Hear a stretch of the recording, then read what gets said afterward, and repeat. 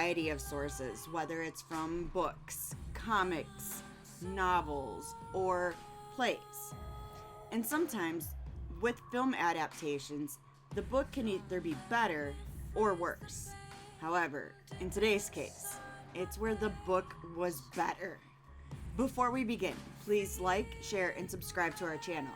Every new sub helps us achieve our goal and keeps us motivated to create new content.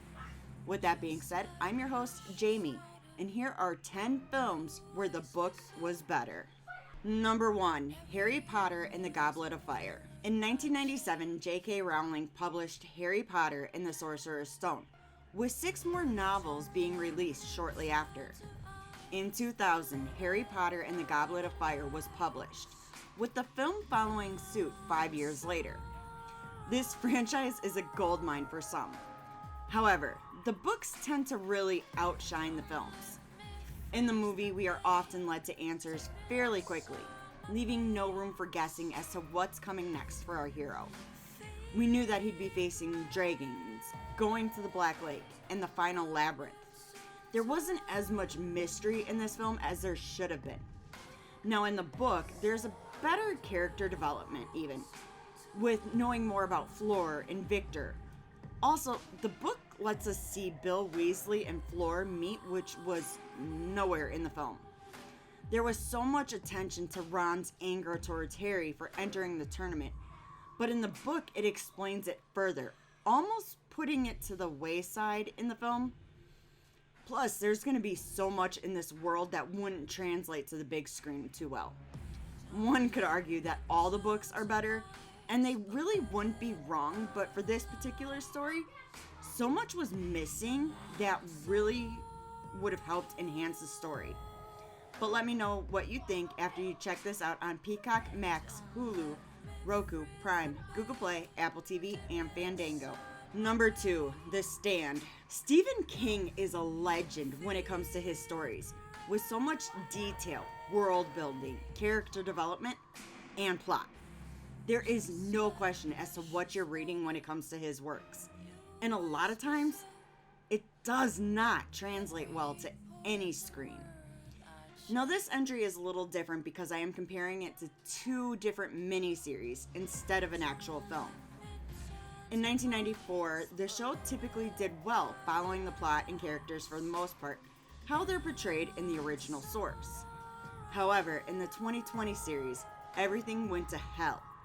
Nothing was linear, often using flashbacks to tell the tale, and characters changed or were basically deleted from the show.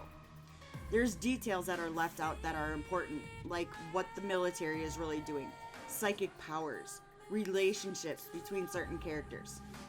Why couldn't they just leave a good thing alone?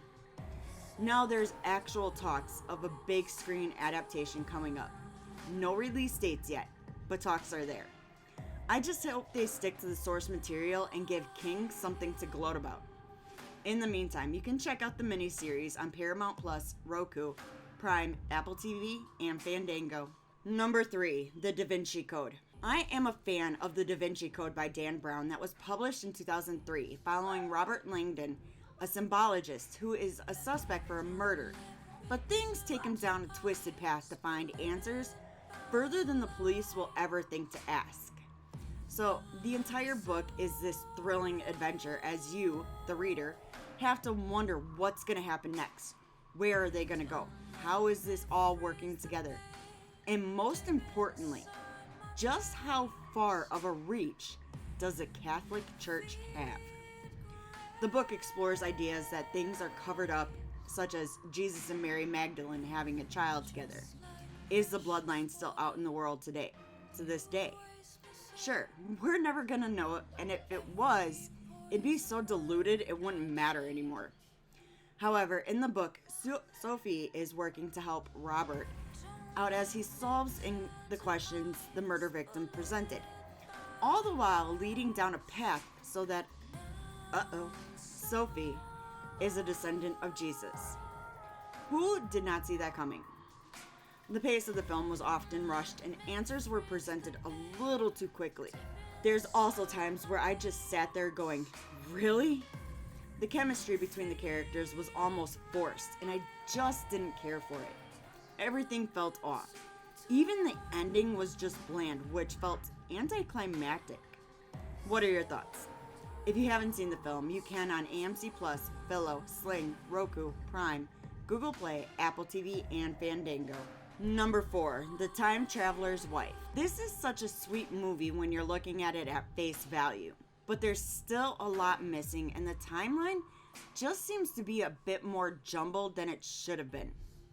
The movie's plot is more the romantic relationship between Harry and Claire, whereas in the book, we learn more about who they are and what makes them tick.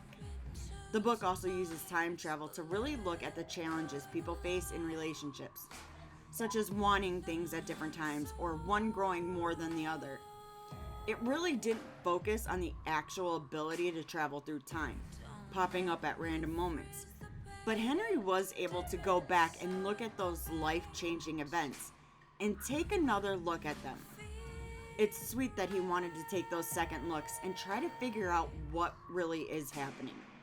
Claire even knew about the time travel from a young age, and the way she was able to cope with Henry's life was because she loved him so much. There's also plenty of characters who matter to the overall story that really didn't get the time they deserved in the movie, making it solely focus on the main characters.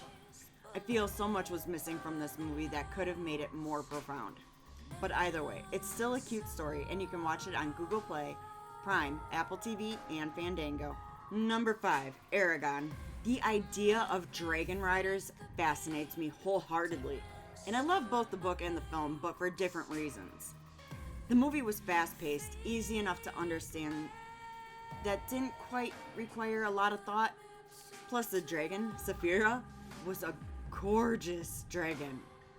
However, the book was more detailed, giving more of the history and lore in this world, as well as character development. Eragon was a 15-year-old boy who lived with his uncle and learns of dragon riders, then wants to become one when a dragon egg is thrust into his life. He cared for Saphira with everything in him, wanted to become better because of her, and to make sure she stayed safe no matter what happened. Some of the story from the book is missing, but that's typical when you have such a detailed story. But sometimes you need more than what's given. Some of these side characters are needed to enhance the story or to make better teams or enemies. Honestly, they probably could have done this book in 2 parts, similar to what they did with Harry Potter and the Deathly Hallows, and it would have been better. But diluting so much into such a short film is bound to feel a little messy. What do you think? Haven't seen the film? You can check it out on Hulu, Disney Plus, Prime, Apple TV, and Fandango. Number 6, Inkheart. This movie really failed its book when it came down to it.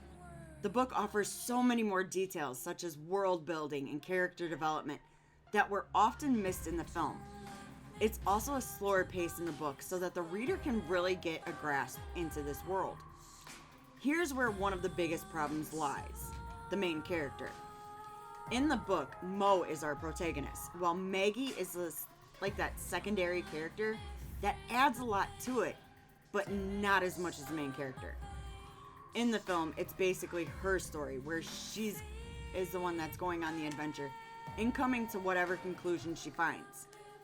Even the theme is different and ending. The book focuses on darker themes with different outcomes for each character, while the movie is more aesthetically appealing, so to speak. Harsher tones are often dismissed or downplayed, causing for the actual plot to be more kid-friendly, I guess. It just didn't live up to the potential of the story, which, if you haven't seen, you can over on Roku, Prime, Google Play, Apple TV, and Fandango. Number 7, Dune. It has been years since I read Dune, but some of it still lingers in my head. I love the political theme that was there, as well as some of the character development. Seeing how people grow and change throughout their lives is sometimes needed to create better relationships between viewer or reader and the story. Yes, this film is action-packed, fast-paced, and brilliantly shot, but so much of the heart is missing that it's hard to latch onto.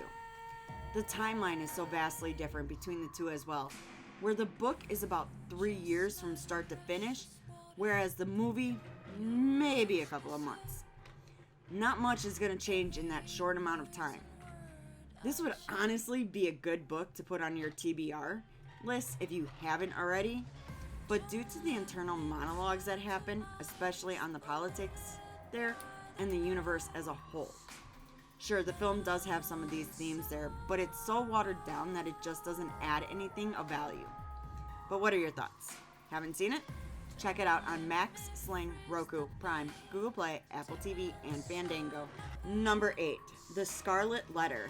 I remember in high school, my English lit teacher gave me the assignment to read this book and watch the movie and compare the two. I'll tell you what I told her. There is no comparison considering the entire movie is adjusted to fit into our new roles of sexuality and the shaming of women. Hester was this woman who did have an affair. She was punished for it, atoned for her sins, but was able to gain the respect of her community. The movie, she's supposedly a victim of this affair, but if you really watch the beginning, it kinda seems that way. However, we only get flashbacks, maybe in the book. Don't mind me, it's been over 20 years since I really read it, and that's probably a million books by now, but I digress. Hester wouldn't have been the victim because she knew what she was doing. It also kind of bothered me that the movie added a new subplot that should have not even been there.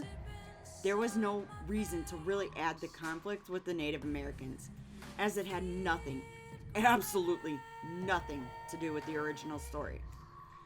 I was highly disappointed in this adaptation, but if you're curious, you can check it out on Prime, Apple TV, and Fandango. Number 9, The Golden Compass. Want to see religious groups get mad? Have them read this book. I love it because it challenges organized religion in a way that's not always done. So the book goes on to question beliefs people have, making it a thought-provoking story. I remember so many people being up in arms about this film and the book being anti-Christian, which, it is in a way. But I digress. The film mostly follows a young girl who ends up questioning everything when a battle breaks out, claiming one side is better than the other. In the book, we get more history into this war that's going on in the background. People aren't safe. They're getting cut from their spirit animals, essentially their souls, all for a purpose, which I don't think there's really one solid answer for. Sure, the visuals are amazing in the film, but it can't compete with the actual message the book brings, as well as the forever lingering question of what do I believe in? What hill am I willing to die on for this belief? But let me know your thoughts after you check this out on Prime, Google Play, Apple TV, and Fandango. Number 10, The Girl on the Train. I love a good first-person narrative in a book, learning everything you can about a specific character, getting into their psyche, trying to guess what they're gonna do next. That is precisely what happens in the book while offering more details how a certain character deals with abusive people, alcoholism, trauma, and everything in between. Another thing is location in a story.